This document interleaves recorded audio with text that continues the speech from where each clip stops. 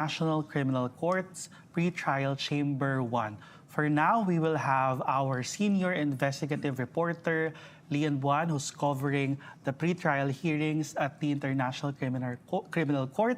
Lian, what do you have for us? Jairo, you've just heard Nicholas Kaufman use the Supreme Court's inaction as a boost to their case. He mentioned repeatedly that the Supreme Court has not to this day acted on the two petitions seeking to declare the war on drugs unconstitutional. These were petitions filed by Center Law and FLAG. The Center Law lawyers are now the victim's lawyer. At sabi ni Kaufman, the Supreme Court's treatment of this case is instructive. So he's saying that if the Supreme Court has not to date found that neutralize meant to kill, or that there was anything wrong with the circulars of the Philippine National Police, then it's instructive that maybe nothing is wrong with a war on drugs. Kaufman also cites succeeding circulars of the PNP that corrected the errors of the PNP CMC 2016. We've reported on this years back. There was a study by the Ateneo Human Rights Center that found that after the scrutiny or the uproar against CMC 2016, the Philippine government through PNP, PIDEA, and DILG sought to really correct the errors of these circulars through succeeding circulars in a bid to cover legally the flaws of the drug war. And then Kaufman ended with citing the statistics of the UP Third World Studies Center, the HAS project, that finds that there continue to be killings under the Marcos administrations. In fact, there are some months that it's in equal frequency as with the Duterte government. And he asks, why is anyone not investigating the Marcos killings? I had a very brief conversation with Attorney Nery Colmenares during lunch as we went on break. And I asked him if there's anything with what Kaufman said that concerns him, or he finds, as a lawyer, objectively, that he finds beneficial to the defense. And he says yung impression niya that Kaufman's strategy so far has been to find the flaw in the prosecution rather than to present their own witnesses or their own arguments to support na walang widespread policy of killings si Pangulong Rodrigo Duterte. Jairo.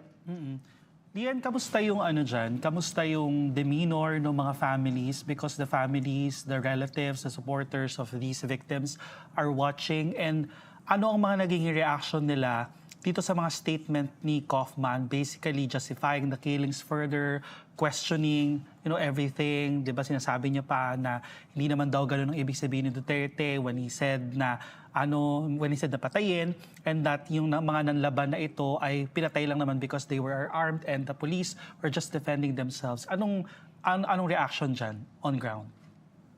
I also heard si Shira Escudero, like the most targeted and harassed and attacked victim here in The Hague. Parang sinasabi niya kanina na she heard Kaufman say that there's really no common plan. Taba narinig natin, diba, si Kaufman, sabi niya, there was no meeting of the minds between these people and the co-perpetrators. There's no common plan to kill. So narinig ko si Shira, sabi niya kanina, kung walang common plan, anong nangyari sa kapatid ko? Referring to Efraim Escudero, who was killed when he was 18. Kaka-break lang kasi din namin. So nagde-debrief pa yung mga victims and their lawyers and the human rights advocates, at pinag-uusapan pa nila kung parang pinaprocess pa nila yung sinabi ni Kaufman kanina. Lian, in your experience covering the Justice Beat, you've been following this issue, the drug war issue, since for a long time. Meron yung sinabi ni Kaufman justifying itong sa neutralization, that the errors in the 2016 memorandum of the Philippine National Police, the efforts there to correct the supposed questionable orders there. In your case, as a person covering this, did it really correct the flaws of the 2016 memorandum, speaking from your experience, Lian?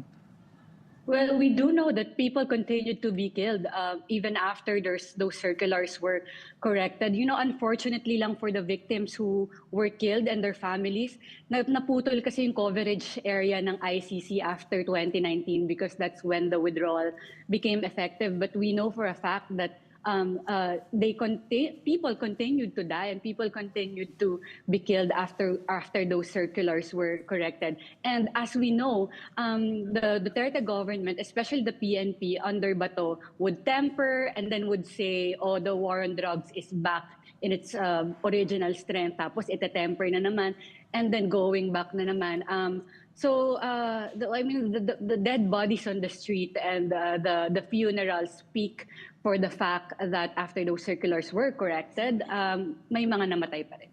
Yeah, and from 2016 to 2022, the estimations of human rights group, actually 27,000 to 30,000 people were killed under Duterte's drug war. Last question from Milian before we let you go. During the transmission or during the second part of Kaufman's speech, merong mga nawawalang parts. Actually, dito sa stream ng ICC, bigla na lang nagno-no broadcast. Meron ka ba idea kung bakit we have, we can deduce that it probably because, he's mentioning publicly redacted information. Meron bang relationship doon? Meron ba kayong information dyan? Na-brief pa kayo dyan in person? Actually, dahil nga 30 minutes delayed kayo at the rest of the world, kaming mga nanonood sa gallery, we haven't had the chance to see kung ano yung hindi pinakita sa inyo. But just to give you an idea, there are 2 layers of closed session. So I understand that from day one, during the opening statement, yung part ni Kaufman about the disqualification of Karim Khan, I understand hindi niyo yun napanood at length. We were able to watch that at length, and I can say that Kaufman was detailing 3 witnesses during that part na hindi nyo napanood, pero napanood namin. Kanina, first time naming na-experience na pagpasok namin sa gallery at nakabukas na yung kortina, nakikita na namin si Kaufman na kinakausap si Judge Motok, hindi rin namin marinig. And we were all frantic in the gallery, baka merong mali dun sa headphones namin. And then we were reminded by the guard that there really is no sound because it's a closed session. Pero hindi ko alam kung ano yung niredact pa sa inyo. But I'll go ahead to say that Kaufman dedicated a good portion of his second segment by discussing witness P3. So ito yung code ni P3. These are not Davao Death Squad witness. This is not a Davao Death Squad witness. This is a witness in the war on drugs who testified that the list was a kill list. He testified that they killed assets and informants kapag malapit ng kumanta. He testified that his targets was selected for him, informed by a kagawad. He testified that pag meron ng target yung kagawad, a riding in tandem would be arranged. Kaufman said this because he was saying, yun bang CP3 witness ba? Was he acting on a criminal plan that came from the mouth of Duterte, or was he acting on the whim of the barangay chair?